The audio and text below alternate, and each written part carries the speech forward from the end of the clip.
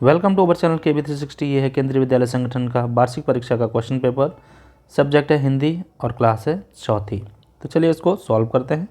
सबसे पहले है आप अपठित गद्यांश, जिसको आपने कोई पढ़ा नहीं होगा, इसको हमें पढ़ना है और इसके बाद जो भी क्वेश्चंस नीचे दिए गए हैं उनके हमें आंसर बताना है। तो चलिए पढ़ते हैं। केरल राज्य भारत के दक्षिण में स्थित है। केरल को देवभूमि कहते हैं। केरल में नारियल और मसालों का उत्पादन अधिक मात्रा में होता है। यहाँ के लोग मछली और चावल खाते हैं। केरल में ओणम त्यौहार बड़ी धूमधाम से मनाया जाता है। केरल की राज्य भाषा मलयालम है। तिरुवनंतपुरम केरल की राजधानी है। केरल के पारंपरिक पोशाक मुंडू, जो कि पुरुषों द्वारा पहना जाता है, और नोरियात्यू, जो स्त्री के पुरुषों द्वारा पहनते हैं। केरल का मुख्य महोत्सव थ्रिशूर पूरम है। तो जो अपठित गद्यांश है ये केरल के बारे में है। अब इसमें जो प्रश्न है उनको देखते हैं। केरल को किस नाम से जाना जाता है?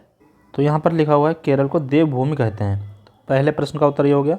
दूसरा है केरल में किन चीज़ों का उत्पादन अधिक मात्रा में होता है?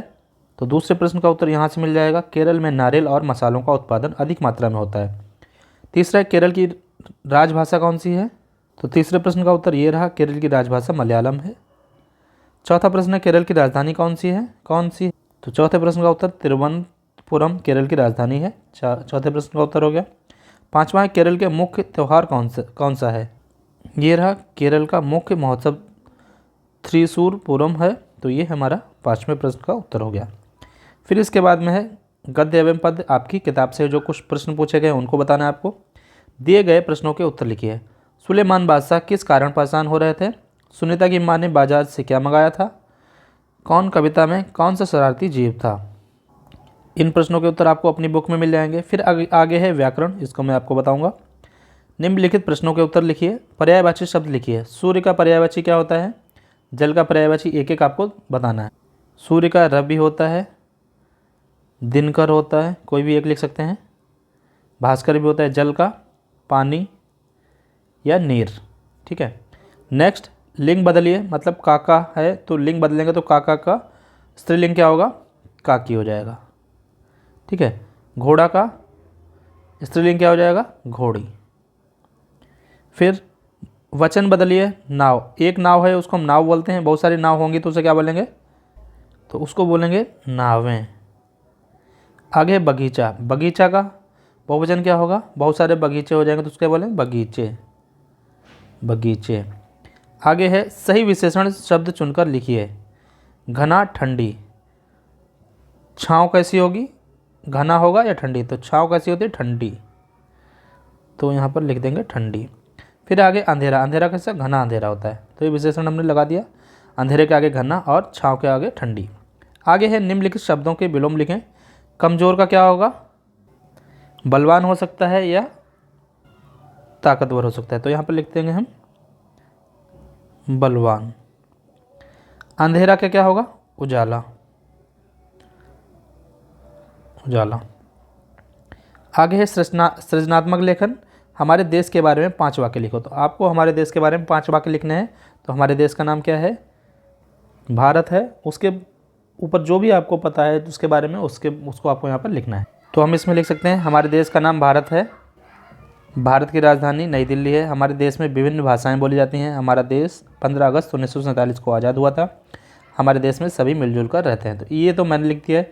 इसके अलावा आप अगर जो भी लिखना चाहें देश के बारे में वो लिख सकते हैं। इसके बाद वर्तनी है। नीचे दिए शब्दों में से सही शब्द पर गोला लगाओ। यात्रा, यातारा, यांतरा। तो यात्रा शब्द सही है। तास्बीर, तस्बीर या तस्वीर तो होता है, तो सही है तस्वीर। आगे है सवाद, स्वाद या सुवाद। तो स्वाद होता है। उत्साह, उत्साह या उत्साह तो उत्साह होता है। बिस्तर, विस्तर या बिस्तर होता है। तो बिस्तर होता है। इसके बाद है सुलेख।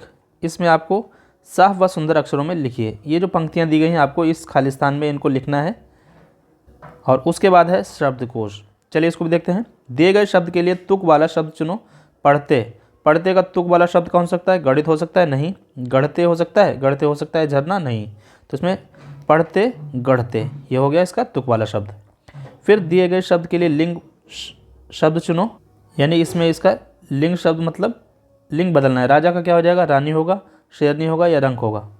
राजा का हो जाएगा रानी। और अगर यहाँ पर विलोम पूछा होता तो रंक हो जाता है, ठीक है, लेकिन यहाँ पे पूछा क्या है, लिंग बदलने को बोला है तो रानी हो जाएगा, राजा रानी। शब्द का अर्थ चुनो। सत्याग्रह का अर्थ क्या होता है, सत्य के लिए आग्रह, छुट्टी के लिए आग्रह, हिंसा के लिए आग्रह। तो ये होता है सत्य के लिए आग्रह करना, सत्याग्रह कहलाता है। आगे है निम्न वाक्य में रेखांकित शब्द पर अर्थ का अर्थ बताइए। अत्यधिक, तो इसको एक बार पढ़ते हैं। भगत सिंह लाला लाजपत राय से अत्यधिक प्रभावित थे। तो इसमें अत्यधिक का मतलब क्या है, ज़्यादा, कम, पूरा। तो ये होता है ज़्यादा।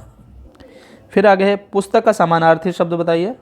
तो पुस्तक का समानार्थी मतलब इसका अर्थ क्या हो सकता है, किताब हो सकता है, मोरनी हो सकता है, या किसान हो सकता है। तो इसमें हो जाएगा समानार्थी हो जाएगा किताब, पुस्तक का किताब। तो ये था आज का पेपर। आई होप आप सभी को समझ में आ गया होगा। पढ़ते रहिए, मिलते हैं नेक्स्ट वीडियो में। Thank you.